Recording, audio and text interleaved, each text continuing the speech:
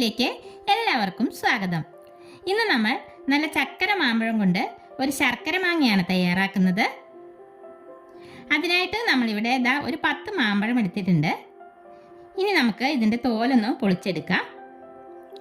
നമ്മളെല്ലാ മാമ്പഴത്തിൻ്റെയും തോല് പൊളിച്ചെടുത്തിട്ടുണ്ട്. ഇത് നല്ല മധുരമുള്ള മാമ്പഴമാണ് കേട്ടോ. ചക്കര മാമ്പഴം എന്നുള്ള പേര് തന്നെ അതുകൊണ്ടാണ്. പിന്നെ ഇതിലേക്കായിട്ട് ഒരു 150 ഗ്രാം ശർക്കര ഒന്ന് പാനിയാക്കി അരിച്ചെടുത്ത് മാറ്റി വയ്ക്കുന്നുണ്ട്. ഇനി തോല് കളഞ്ഞെടുത്ത മാമ്പഴത്തിന് ഒരു മൺചട്ടിയിലേക്ക് ഇട്ട് കൊടുത്ത ശേഷം ശർക്കര പാനി ഒഴിച്ചു കൊടുക്കാം. ഇതിലേക്ക് 1/2 ടീസ്പൂൺ മഞ്ഞൾപ്പൊടിയും 2 നുള്ളു കുരുമുളക് പൊടിയും ചേർത്ത് കൊടുക്കുന്നുണ്ട്. പിന്നെ ഒരു 1/4 ടീസ്പൂൺ ഉപ്പ് മധുരം ഒന്ന് ബാലൻസ് ആവാൻ വേണ്ടിയിട്ട് ചേർത്ത് കൊടുക്കാം. എന്നിട്ട് നന്നായി മിക്സ് ചെയ്യാം.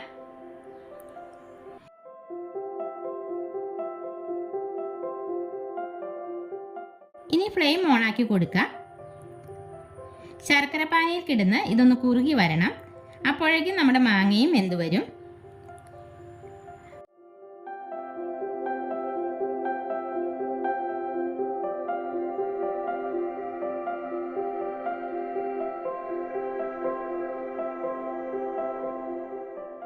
ഒരു 15-20 മിനിറ്റ് കഴിഞ്ഞപ്പോഴേക്കും നന്നായി കുറുകി തേൻ പരുവായിട്ട് വന്നിട്ടുണ്ട്.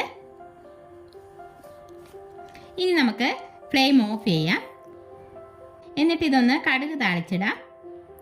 ഒരു പാൻ അടുപ്പത്ത് വെച്ച് ചൂടായി വരുമ്പോൾ 2 ടീസ്പൂൺ നെയ്യ് ഒഴിച്ചു കൊടുക്കാം.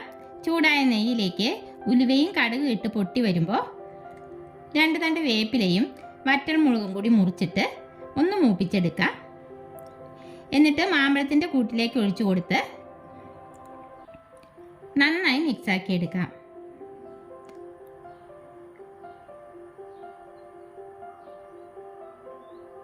നല്ല ടേസ്റ്റാണ് കേട്ടോ. ഇതുപോലെ മാമ്പഴം വെച്ചിട്ട് ഒരു പ്രാവശ്യമെങ്കിലും ഉണ്ടാക്കി കഴിച്ചു നോക്കണം. അസാധ്യ രുചിയാണ്.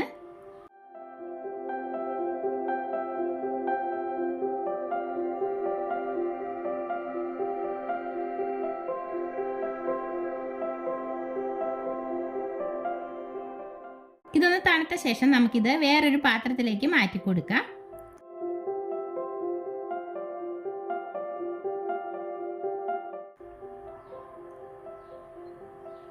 ഇത് ഒരു പ്രാവശ്യം ഉണ്ടാക്കി കഴിച്ചാൽ പിന്നെ വീണ്ടും വീണ്ടും ഉണ്ടാക്കും. അത്രയ്ക്ക് ടേസ്റ്റാണ്.